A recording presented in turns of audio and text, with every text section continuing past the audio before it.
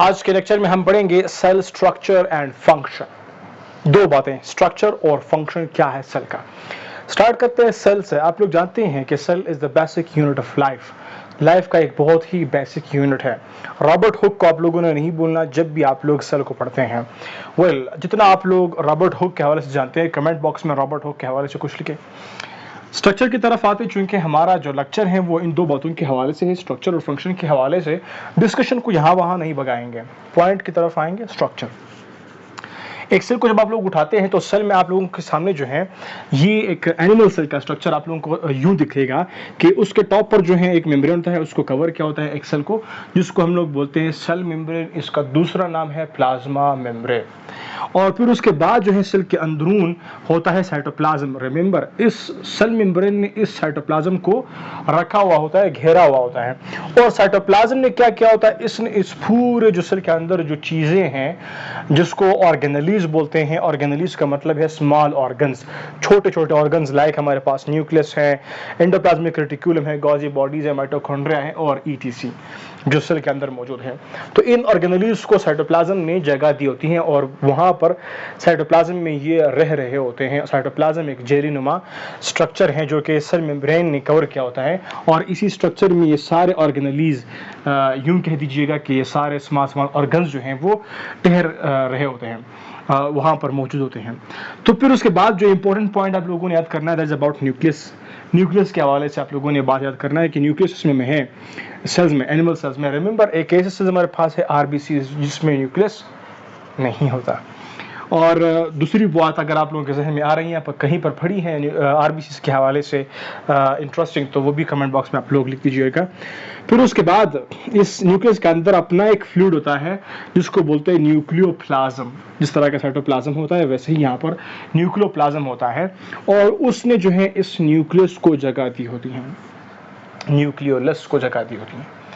और न्यूक्लियोलस क्या होता है, इसका काम क्या होता है, न्यूक्लियोलस का काम, और न्यूक्लियस में हमारे पास और भी चीज़ आप लोगों ने जो याद करनी है वो है रिगार्डिंग डीएनए। जो जेनेटिक मटेरियल है, आप लोग यूं कह दीजिएगा, जेनेटिक मटेरियल जो है वो न्यूक्लियस के अंदर होता है और न्यूक्लियोलस जो है वो प्रोटीन के जो कंपोनेंट्स हैं वो प्रोवाइड करता है। फिर उसके साथ ही अटैच होते हैं इस तरह के एक स्ट्रक्चर जिसको बोलते हैं एंडोप्लाज्मिक रेटिकुलम। इसमें से आप लोग दिखाई, आप लोगों को अगर दे रहा हो, यहाँ पर मैंने डॉट से प्रेजेंट किया हुआ, फिर उसके बाद ये स्मूथ है। तो ये डॉटेड और स्मूथ में क्या डिफरेंस है, सिंपल सी बात है। जो रेटिकुलम है, जो ये एंडोप्लाज्मिक रेटिकुलम है, ये स्ट्रक्चर है जिसको एंडोप्लाज्मिक रेटिकुलम बोलते हैं। इसमें जो डॉट्स हैं वो मेंशन करते हैं कि यहाँ पर राइबोसोम्स हैं जो कि प्रोटीन बनाते हैं, जिसको प्रोटीन फैक्ट्री कहते हैं। और ये जो स्मूथ सा है इसको बोलते हैं एंडोप्लाज्मिक रेटिकुलम। कौन सा वाला, स्मूथ वाला। तो हमारे पास एंडोप्लाज्मिक रेटिकुलम दो होते हैं, स्मूथ और रफ। जहां पर यहाँ पर रफ दिखाई दे रहा है इसको बोलते हैं रफ, जो कि न्यूक्लियस के करीब है। फिर उसके बाद जो है स्मूथ एंडोप्लाज्मिक रेटिकुलम है, यहाँ पर प्रोटीन की सिंथेसिस होती है और फिर वो प्रोटीन जो है by mean of this endoplasmic reticulum आगे मूव करते हैं और उसकी फर्दर मॉडिफिकेशन गोल्जी बॉडीज करते हैं, गोल्जी एपरेटस करता है। और फिर वहां से जो है गोल्जी जो है वो खुद से पोस्ट करता है कहाँ पर कौन सी प्रोटीन जो है रिक्वायर्ड है बॉडी में, सेल की बॉडी में, वहां पर फिर वो फॉरवर्ड करता रहता है।